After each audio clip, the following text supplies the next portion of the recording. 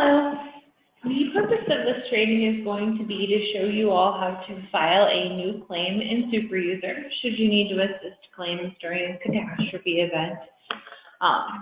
The first thing you're going to do is log into SuperUser, and you'll just use the same login you guys use to log into it normally. What I'm going to have up here on the right is our basic script that you'll be using to file claims, and we'll be walking through it alongside SuperUser. You'll have the script here, and then also a separate guide that includes some helpful screenshots. But since you're used to using SuperUser, I think the first time you file a couple claims, you'll start to get more comfortable with it. So the first thing you're going to do is greet the caller. Thank you for calling the claims team. My name is Mary. Are you calling today about a new or an existing claim? If they say an existing claim, you'll ask for the policy number. If they don't have the policy number, go ahead and use Horizon using other search criteria. That way you can get the policy number, since there aren't any additional search criteria in SuperUser. So once you've gotten the policy number, you'll put that in here. Click View Policy.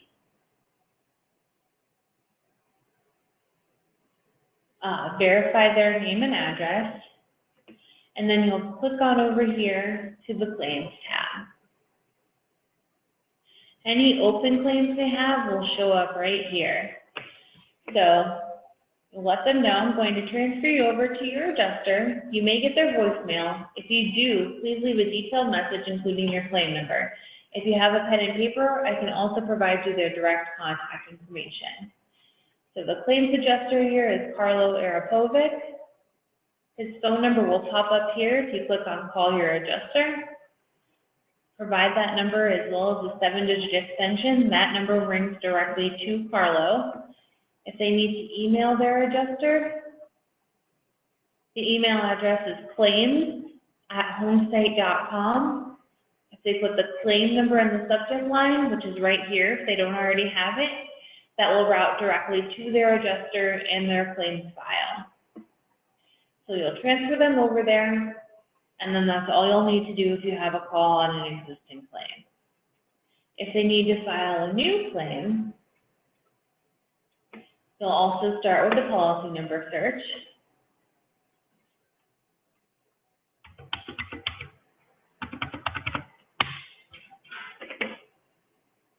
Same steps here, go ahead and click View Policy. If they don't have their policy number, the same thing, use different criteria in Horizon. If you can't find a policy for them, let them know you can't locate one. There's a possibility they could have a different underwriter, perhaps with Progressive or Geico. Or if they need to file a flood claim, you can get them over to Torrent. All that information is located in this spot on the script. You'll verify their name and address like normal. Let them know you're sorry that they have to file a claim today. We want to make sure we're empathizing with all of our callers. Let them know you can help them get started with the claims process. Give a little bit of road mapping. During this call, I'll ask you some questions to help determine the cause of the loss and the extent of the damage. If you wish to file a claim, I'll provide you with that claim number and your adjuster's information. So to start a new claim, you'll click this green button right here, Start a New Claim. It's going to take you over to this section. First piece of information you'll need is the date of loss.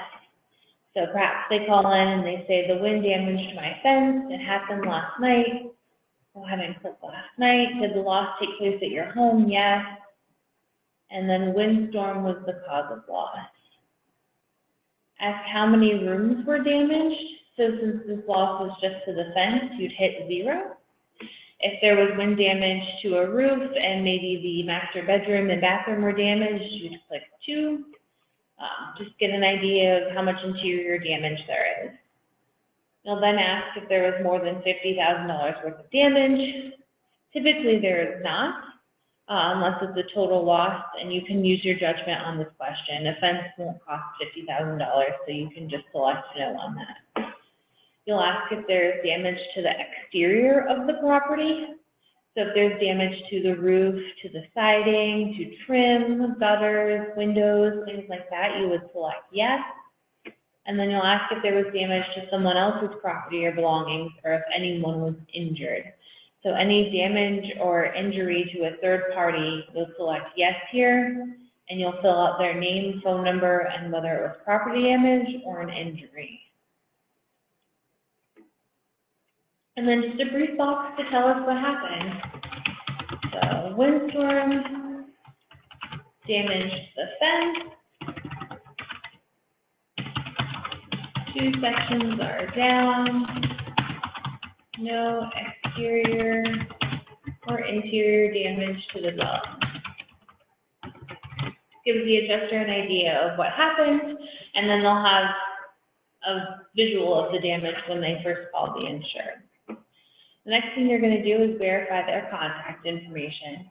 So what we already have is going to be populated in here for you. If they give you a different phone number, we'll just type that over here,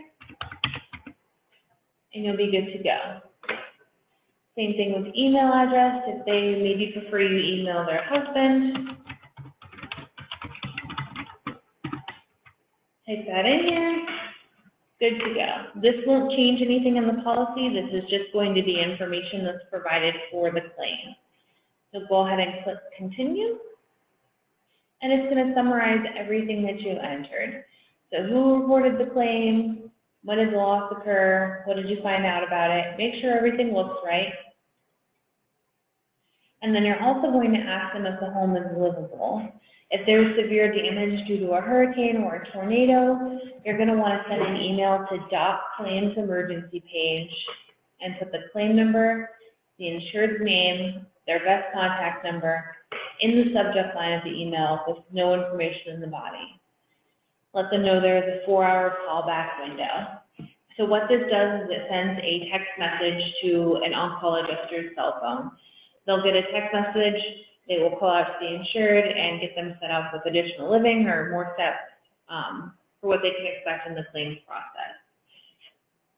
That's why you don't want to put a lot of information and you don't want to put anything in the body because it will get cut off being sent as a text message.